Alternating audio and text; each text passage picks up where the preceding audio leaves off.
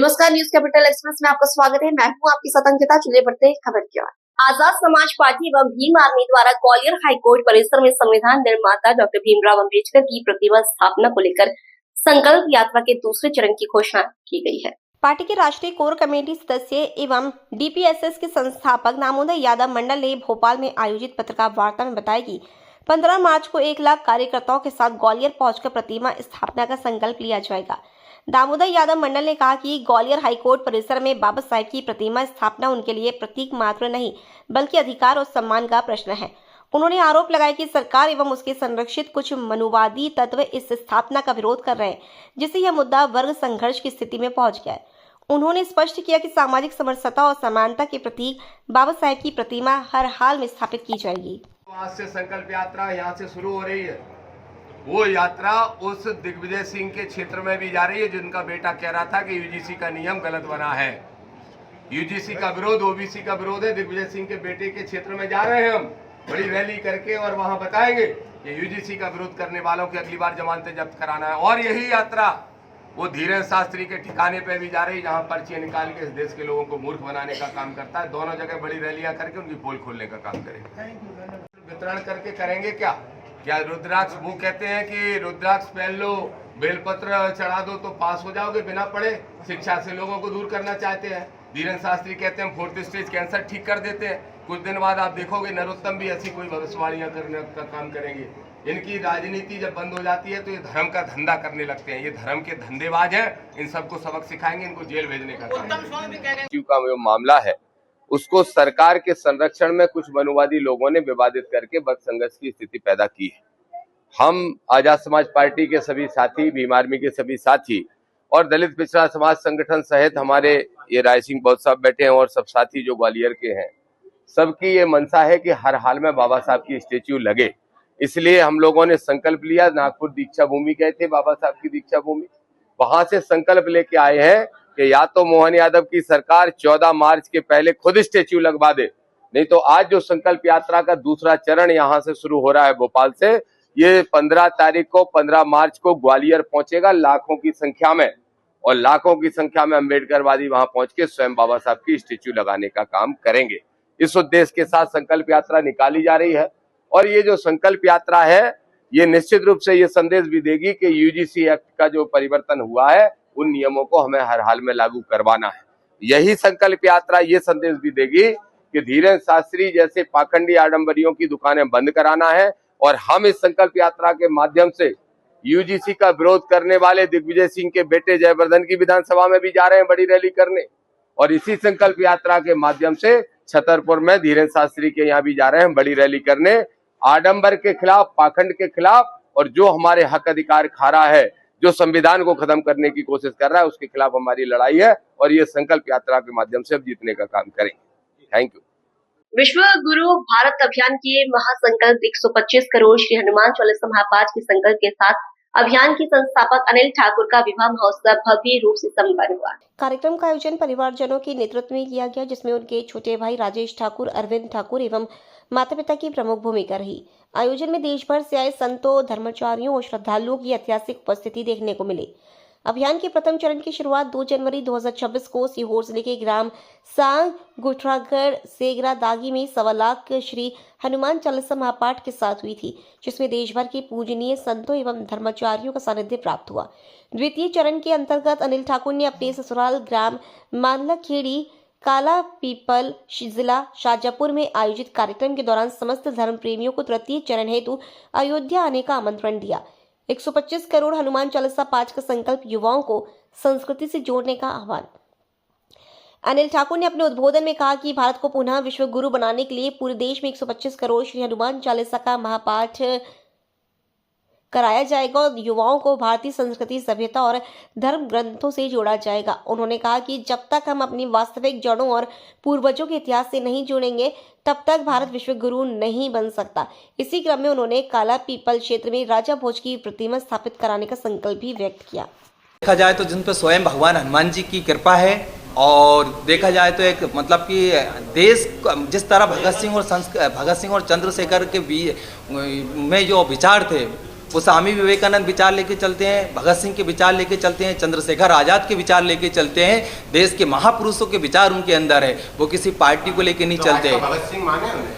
देखा जाए तो आज का भगत सिंह है वो, देखा जाए तो आज के भगत सिंह है, क्योंकि जिस युवा ने, हम सब बात करते हैं विश्व गुरु बनाने के लिए, पूरे भारत की राजनीति कहती है, पूरे भारत के कथावाचक कहते हैं, पूरी पार्टियाँ कहती है भारत विश्व गुरु बनेगा, विश्व गुरु बनेगा। कब बनेगा? भारत विश्व गुरु बातें करने से नहीं बनेगा, क्योंकि उस युवा ने 1.25 करोड़ हनुमान चालीसा करवाने का संकल्प लिया है। एक दिन में नहीं होगा, एक दिन जरूर होएगा। प्रथम चरण में 1.25 लाख हनुमान चालीसा पाठ करवाया 30,000 पब्लिक के बीच में 2 जनवरी को सीहोर के हैं, और द्वितीय हनुमान चालीसा का 1.25 लाख पाठ करवाया जिसमें खुद की शादी हुई है, जो 12 फरवरी को काला पीपल में, और तृतीय हनुमान चालीसा का 1.25 लाख पाठ होगा 11 लाख दीप के साथ सरजू नदी अयोध्या में, क्योंकि उसकी तारीख भी हम जल्दी निश्चित करेंगे। इस तरह के भारतवर्षों में हमारे कार्यक्रम चलते रहेंगे अनिल भाई के, और अनिल भाई के साथ हजारों लाखों युवाओं भारत से जुड़े हैं, लगभग हजारों संत उनके साथ जुड़े हैं। वो विशेष किसी पार्टी को लेकर नहीं चलते, वो तो देश मतलब देश के लोकतंत्र को मान के चलते हैं, और देश के संस्कृति को और देश के सभ्यता को और देश के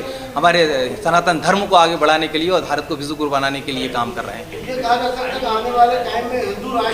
अंतर्राष्ट्रीय हिंदू परिषद और राष्ट्रीय बजरंग दल की दंड पूजन पाश्चात्य संस्कृति के वैलेंटाइन डे के विरोध में भी प्रदर्शन। 14 फरवरी के दिन कई समूह में घूमेंगे कार्यकर्ता। हिंदू संगठनों की चेतावनी, यदि कोई अश्लीलता मिली तो गधे पर सिर मुड़वा कर घुमाया जाएगा। लगा रहे नारे, यहाँ मिलेंगे बाबू सोना, तोड़ देंगे कोना कोना।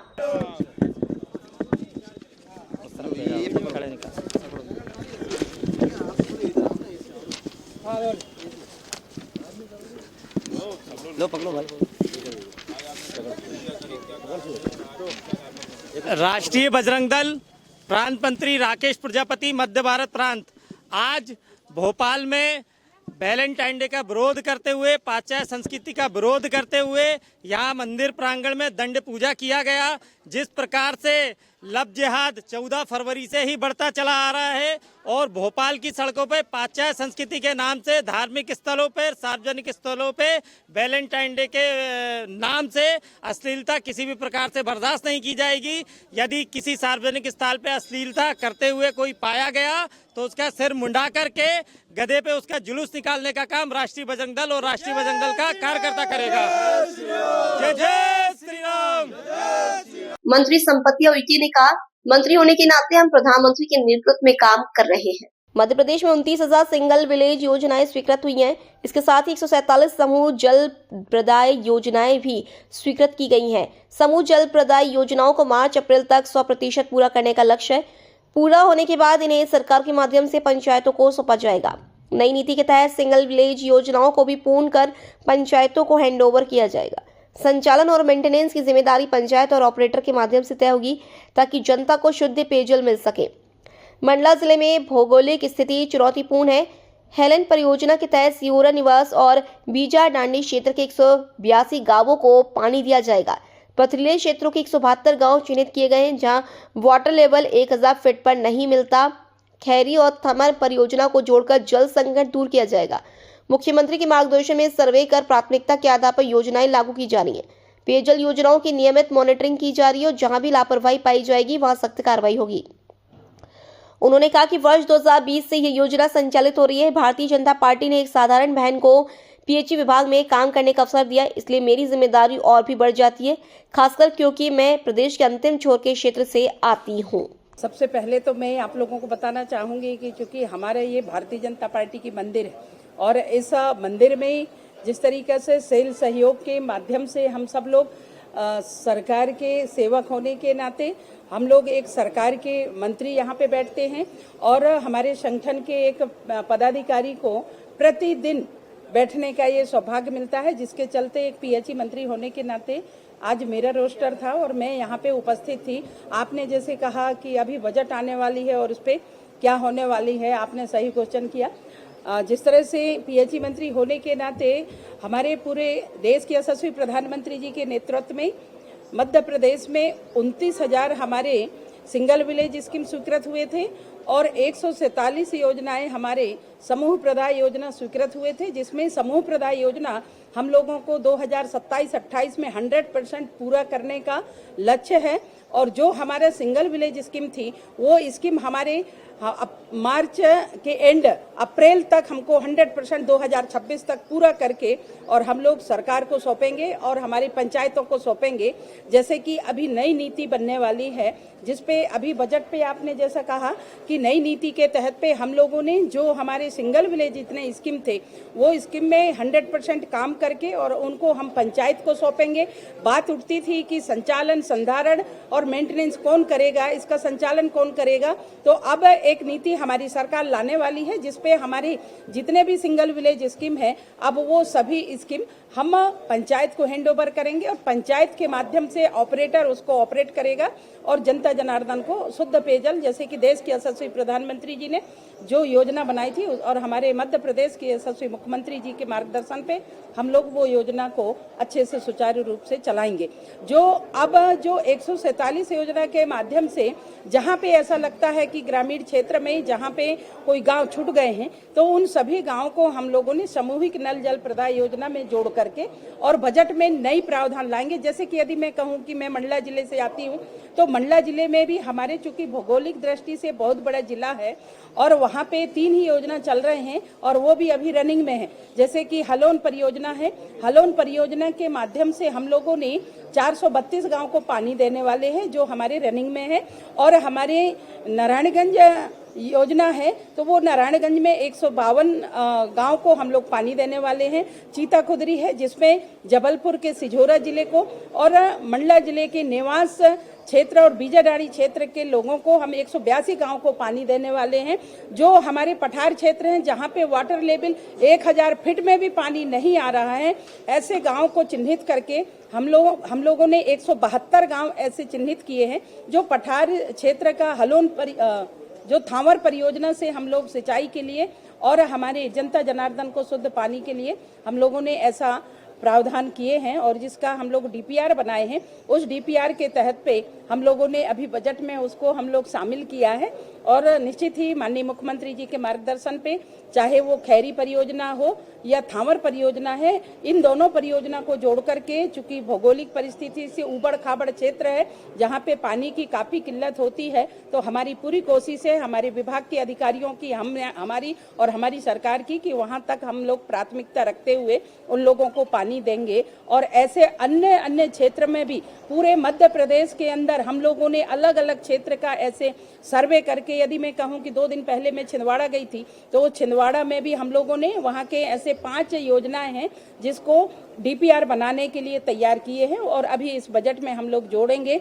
छिंदवाड़ा में एक माचा गोरा है, जिसमें 792 गांव को हम लोग पानी देने का काम कर रहे हैं और ऐसे मध्य प्रदेश के अनेक ऐसे जिले हैं जहां पे, यदि मैं डिंडौरी की बात करूं तो डिंडौरी में भी 2 परियोजना है, उसको हम लोग अभी इसमें जो हमारे बजट में हम लोग जोड़ने का काम करेंगे। तो ऐसे पूरे मध्य प्रदेश में जहां जहां ऐसे है, वहां पे अब हम सिंगल विलेज स्कीम नहीं स्वीकृत करेंगे। अब हम लोगों ने जहां छूटे हुए क्षेत्र हैं, वहां पे सामूहिक बल्क वाटर में हम लोग अब गांव को पानी देंगे और देश के यशस्वी प्रधानमंत्री जी की जो मंशा थी, उसको हम सब लोग मिलकर के पूरा करेंगे।